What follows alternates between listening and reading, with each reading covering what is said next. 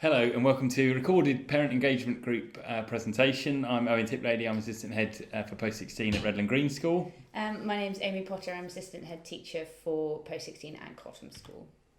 And the point of this presentation and the topic of the talk today is how your son or daughter in Year 13 can make the most of their time with us and get the best outcomes they can by the end of the year.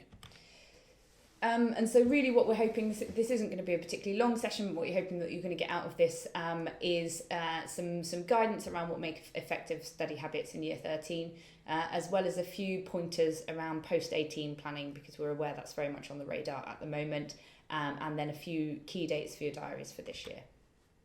Okay, we wanted to start by just letting you know where we ended up at the end of last year with last year's Year 13. We were very proud of them. They did fantastically well. As you can see in A-level subjects, we had 25% of our students getting an A-star or an A, and it's worth pointing out that a good majority of our BTEC students got a distinction or distinction star. We also had a very good rate for A-star to B and a very good rate for A-star to E, so we're hopefully speaking from a position of authority on what to do really well this year. So as well as looking at the results the students got, we appreciate that only tells half the story. So a few elements here just for you to have a look at and see where our students went on to, showing you the whole range here and some great successes for students at top universities, but also those of them who were going on into exciting destinations in employment and the apprenticeship sector as well. And I'll just add, we've had a real growth in that area, moving into employment, into apprenticeships. Lots of people looking at further education now as well. Lots of different opportunities, and we're doing everything we can to have that advice in place for our Year 13 students. We've put a list in there of our most popular, some of our most popular university destinations. We can see newer universities in there as well, offering really good and different course options. So what can Year 13 students be doing to make a really positive start to Year 13? The first thing they can be doing, probably the most important thing, we're pleased to say that most of our students have been doing this so far this year, but really having a good long talk with their subject staff. They will have had some conversations about their UCAS predictions and targets and strategies for the year, but make sure they really understand what they can be doing to make sure they've made some progress from that position they were in at the summer mocks, whether that's securing a really great grade that they already look like they're going to get, or building on a position as they move through into the second half of their time with us.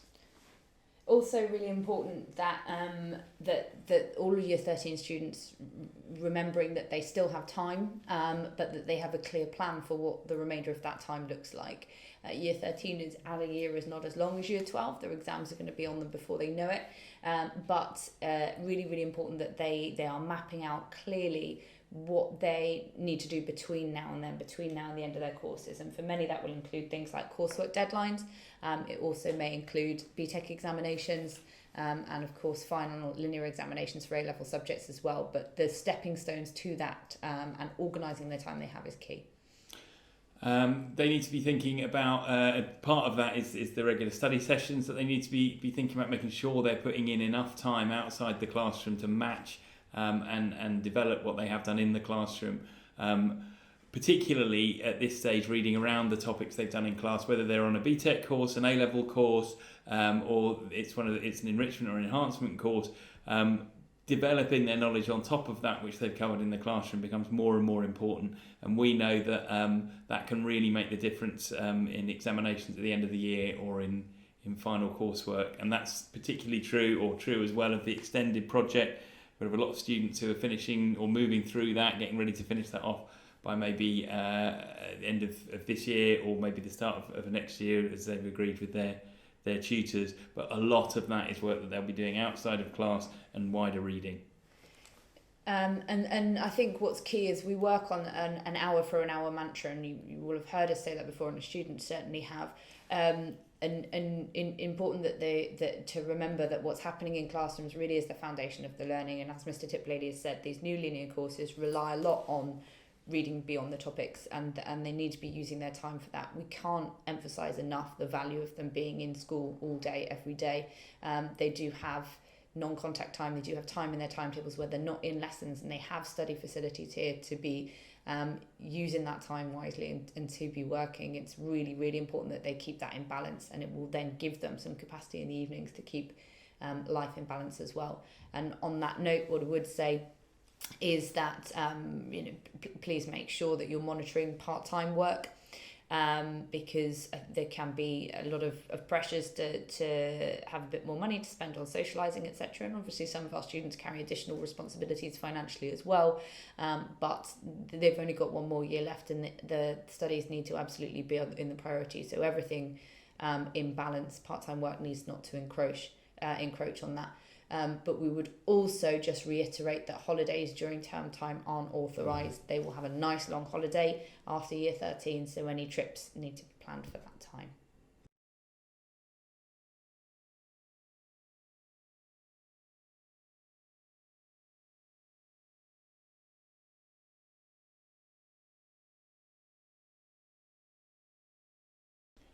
Okay, what support is available from the centre for students, and these methods of support are common to both learning communities of the centre.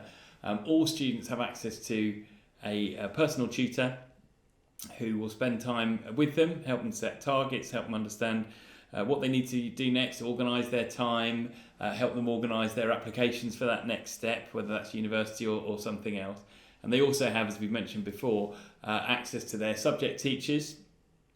Subject teachers, by and large, your Year 13 students will be your top priority as you move through the year. Teachers will want to put that extra time and help in with those students, and it's important that they have that two-way dialogue with the young people that we have here.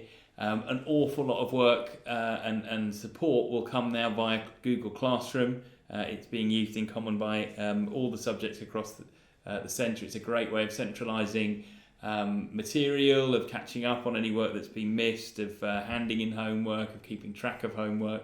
And all the young people we've got here will be familiar with Google Classroom, and it's always a good place to check if they're feeling that they're getting behind or they're not quite sure what they ought to be doing.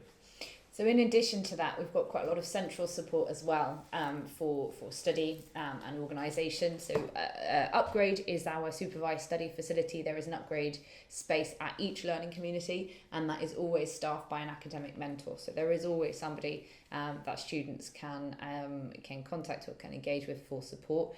Lots of our students do have Upgrade as a compulsory element on their timetable, but it is accessible to all. And within that Upgrade, there are also regular workshops which are organised, and the students are aware of the focus of each workshop on things like organisation, revision strategies, structuring essay questions, a huge range of important skills, so additional support there that students can tap into. Some of our students do have one-to-one support from our academic mentors, and if that's something that we've deemed would be valuable for a student, there is a limited amount of that available, but the mentors themselves will be in touch with you to explain how that works. We also have a lot of support on in place to help students' well-being. We know it can be a really stressful time, and they can feel under a great deal of pressure as they approach the end.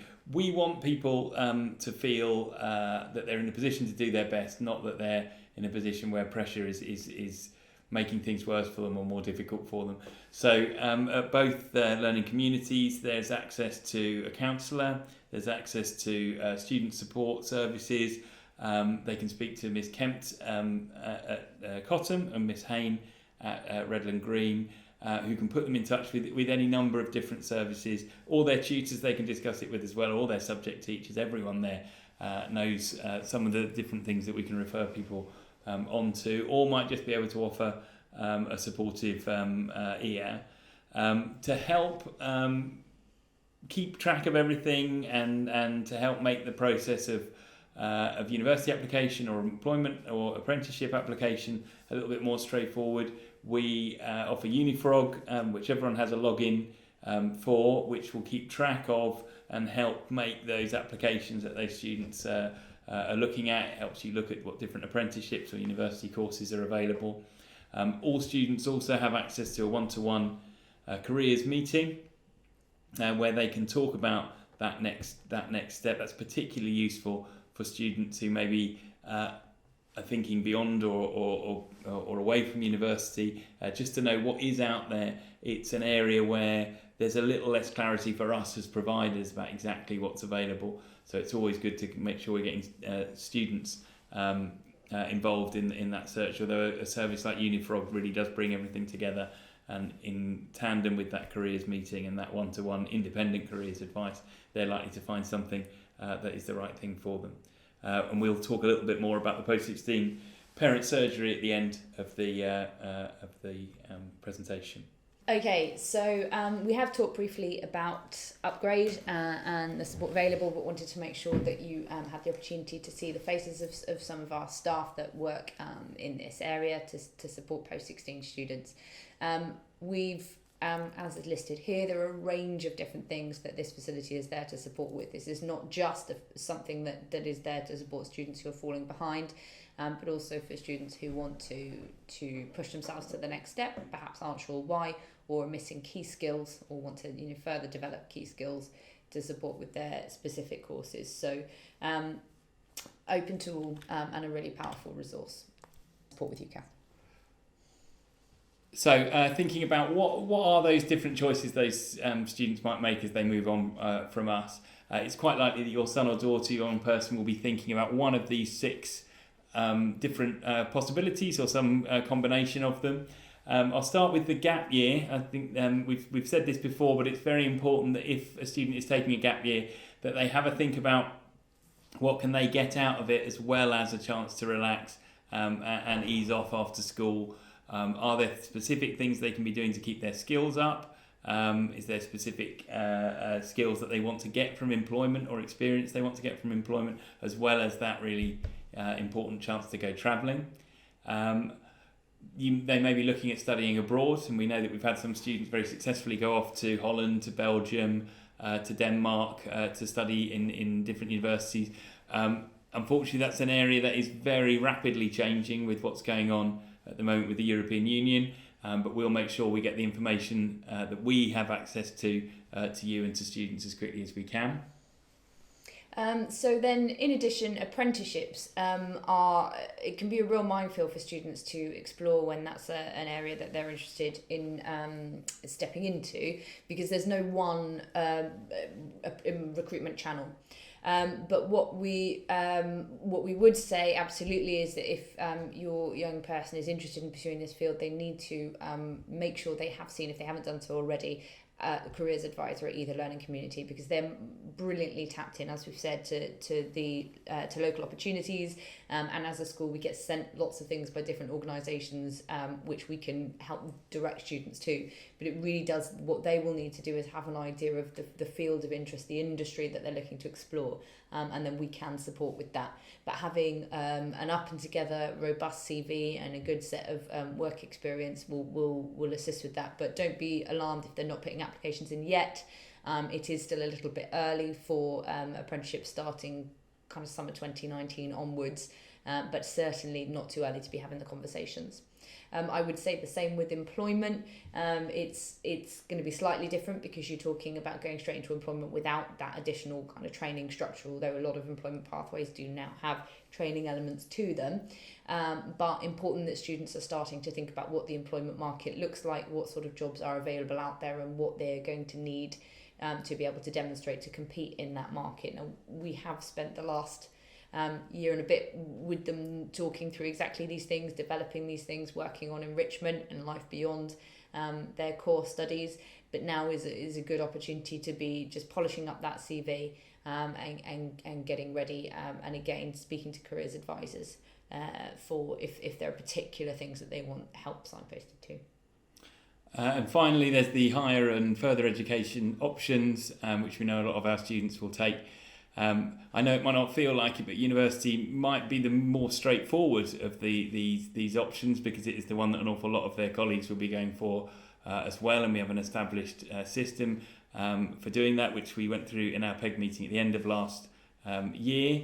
But basically they need to make sure they have a UCAS form filled in and sent off by at the very latest the beginning of December, if not earlier than that. As we speak, we're just preparing our early applicants for the 15th of October deadline. Once that's done, we'll make sure that there's a reference in there.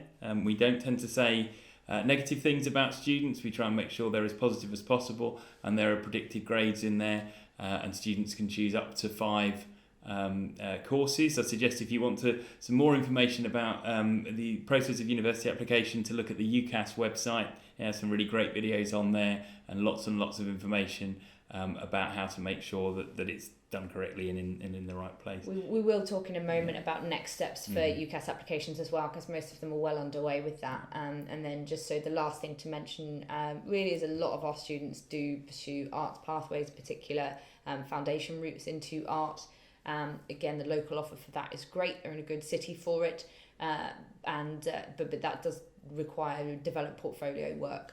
So again, speaking to tutors, speaking to careers advisor for whatever they want to do. But these are all areas that year on year we have experience with lots of students pursuing. So just important that they are accessing the support where it's there, and also exploring different opportunities if they're not committed to one area yet. Okay, and just as I mentioned before, just as we're recording this, we're running up to the October the 15th deadline. It's just coming up in a couple of weeks. And that's for people applying to Oxford, Cambridge, medicine, veterinary science and dentistry. We do need it earlier than that, so probably by the time you're listening to this, if your son or daughter is an early applier, then they should have applied by now. We'd like the other UCAS applications to be completed and sent to the tutors for references and checking by the half term. But as I say, at the very latest, if it comes in by the start of December, we'll make sure that we send it out by the 15th of January. But as you'll understand, we're talking about a number of UCAS applications in 3 figures at both learning communities. So having them early and giving us time means that we can make sure they're as good as they possibly can be, and we can cast our experienced eyes across them. And courses do start offering, they possibly shouldn't, although they make sure that they do fit within the rules of UCAS, but they will start offering places to people who apply early, and obviously that might ever so slightly increase your chances of getting that place that you want if we're able to get it off a little earlier. But it's finding that balance, because we also don't want them rushing. It's really important that they know that they're applying to the right thing and that everything is ready to go. But certainly the pool gets smaller. So when it's ready, it needs to go off. Okay, so the UCAS process in the early autumn term. So really where we are kind of now. Students should be looking for 5 realistic choices. So some ambitious. Some kind of where they're expecting to get to, and 1 or 2 should things not quite go the way they want them to, those insurance choices. Unifrog is a particularly good tool for this, because they can put in the grades they're expecting, and it will divide courses up into ambitious choices, realistic choices and insurance choices. They should know their UCAS predicted grades. They can ask their teachers if they're not aware of those. Teachers have set those for everybody. Once they've got those forms off, by the late autumn term, certainly into the spring term, we will start to be given some conditional offers. Universities will start to make conditional offers, usually in the form of 3 grades or a set of UCAS points. And some universities will offer interviews, or they'll ask people up for applicant days. Manchester University particularly is doing a little more of that at the moment. They're nothing to be scared of. They're often a test of just how serious someone is about their application, to see if they actually come to the application day. Some students will get rejected depending on the course they're going for. Some very competitive courses out there, you wouldn't expect to get all 5 offers, and a rejection is not necessarily a dreadful thing. It just means that there was something possibly that they were looking for that wasn't quite there in that application. But by and large, unless someone's applying for something very specialised and very competitive, we won't see someone be rejected from absolutely everything. And then by the early summer term, they'll need to be keeping 2 of those, hopefully 5 offers. One as their firm first choice. If I get this, I'm going to go there. and the second as their insurance if my grades aren't quite where I want them to be. It's really important, and we say this every year, that they are different, that the firm choice is higher than the insurance, otherwise you're losing out on both at the same time. And once they have accepted those, they are contractually obliged that if they get those grades, that they will go to that choice.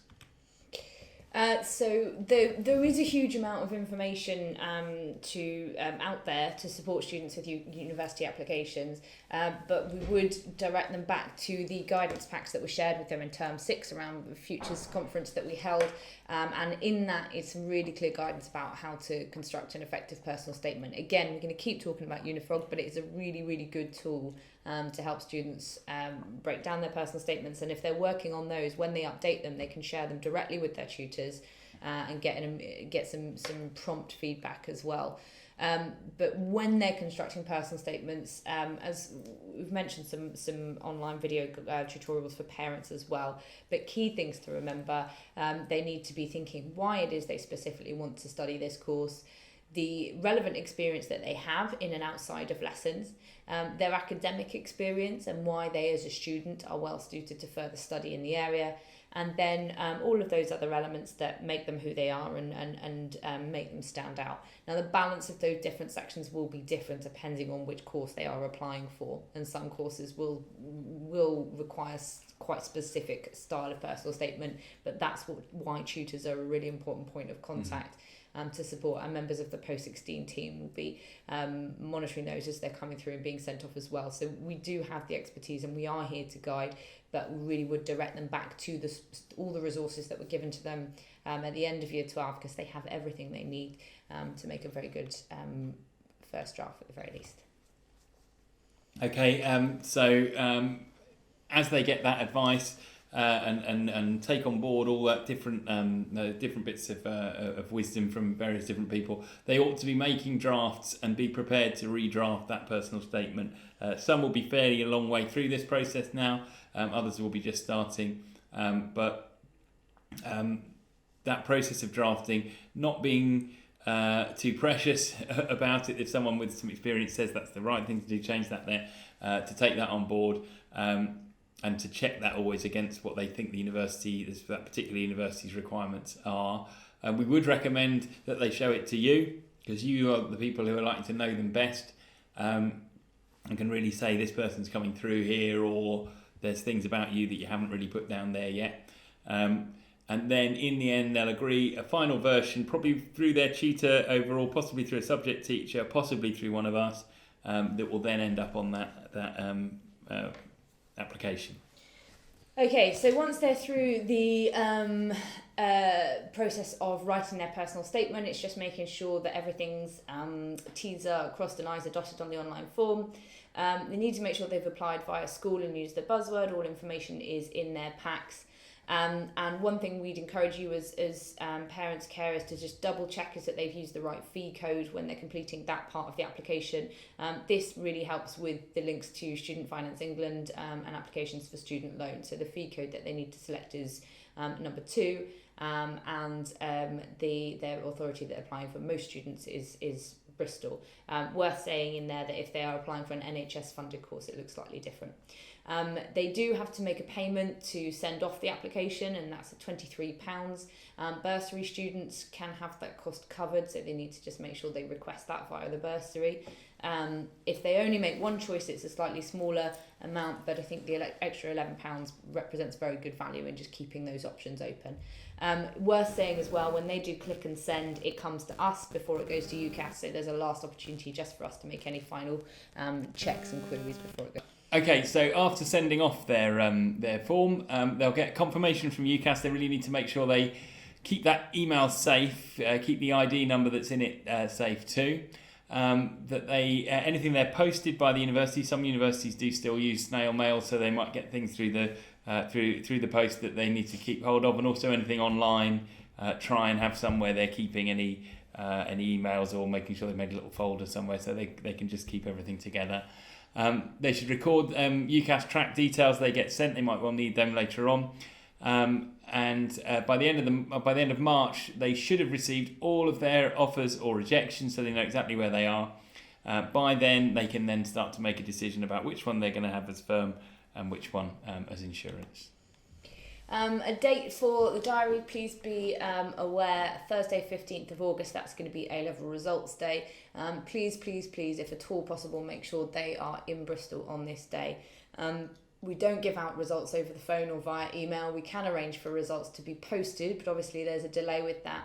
And so we really encourage them to be here so that they can access the support from us on the day. The post-16 teams will be in school. Particularly because if they, for any reason, they don't get the university place they've applied for, or in some cases, if they do better than expected and they want to look at an adjustment offer, applying somewhere with a higher offer, then the university, they're going to need to be on the phone to university admissions tutors on the day. They won't speak to parents, they won't speak to us, they want to speak to the students, so they need to be ready to have those conversations. So please encourage them to be here on the day. Okay, so just kind of summing up what we've been through today about how to be really successful through Year 13 for our students, the same message that we're giving to them. Working hard is really important, but also making sure that you plan your time effectively so that they've got downtime and time to do other things to make sure that they're looking after their well-being as well. Make sure they are putting some time into planning their next step and what they're going to do next. Apply to UCAS if needs be. Plan for a gap year if needs be. Work out what they want to do if it's not university that's their choice, which is the case for an awful lot of students now. Some apprenticeship schemes will have deadlines on. Make sure they've got an eye on those. They're asking for those one-on-one careers appointments if they need them, and to really use us as much as they possibly can. Their tutor, first of all, the post-16 team, their subject teachers, and also as parents, if you can be in a position to offer any support and guidance and advice, that would, I'm sure, will be very much appreciated too. So a few dates for the diary then. We've talked about the submission date for UCAS, but also to be aware that in January, Year 13 have their next set of mock exams. So being ready for those. Around that time as well, for you as parents, we are hosting a parent engagement group at Redland Green School, all about student finance and how to navigate that system. So that's in January. Also, then in February, we've got our next parents' evening, so an opportunity for you to come and talk to teachers. They will have their mock exam results by then, so really powerful opportunity to look at results and start talking next steps and how to make those final shifts between those mocks and the real things. And then 15th of August, as we've said, is results day. There will be 3 progress reports coming out to you this year as well, so you will get a close indication from us about how they're getting on in each of their subjects. Okay, just some advice and guidance for you and for your young person if they are moving on. As we said, we're going to do a big presentation where we'll ask you to come in and we'll talk about student finance in January. But if you are interested or you want to find out more about the system, Money Saving Experts website is a really good source of up-to-date information. Ignore the screenshot we've used there, which is 3 years old, but it's kept very, very up to date. And there's if you follow the link at the bottom there, you'll be able to find out all the information that you need to know. Although we will, of course, be going through it all in January too. Okay, so that brings us to the end of this. There's a number of ways there for you to get in touch with us if you have any questions about this or any other issue. So please don't hesitate to do that. We do have parent surgeries available most days, but these are by appointment. So if you'd like to come and talk to a member of the Post-16 team, then please get in touch with us via email or phone, and then we can make sure that you're directed to the right person to come in and have that meeting, should that be the right step. And thank you very much for listening.